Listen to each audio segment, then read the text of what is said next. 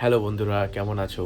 আশা করছি সবাই ভালো আছো। তো এখন সকাল 7টা বাজে আর আমি উঠে পড়েছিলাম একটু আগে। তো দেখো এই যে বিছানা এখনও গোছানো হয়নি, এগুলো করব।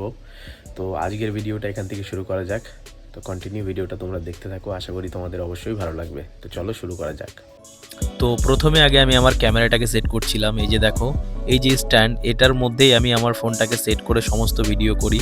খুব সুন্দর একটা স্ট্যান্ড। তো দেখো, আমার বিছানাটাকে গুছিয়ে নিচ্ছিলাম। আসলে যেহেতু শীতকাল পড়েছে, তো সেই কারণেই মানে ঘুম থেকে উঠতেও একটু দেরি হয়ে যাচ্ছে, কাজকর্ম করতেও একটু দেরি হয়ে যাচ্ছে। তো এটাই একটা সমস্যা শীতকালের। আমার এই কারণেই শীতকালটা খুব একটা বেশি ভালো লাগে না। গরমকাল হলে কোনো ব্যাপার না, ভোরবেলা ওঠো, কাজকর্ম কমপ্লিট করে নিজের কাজে বেরিয়ে যাও।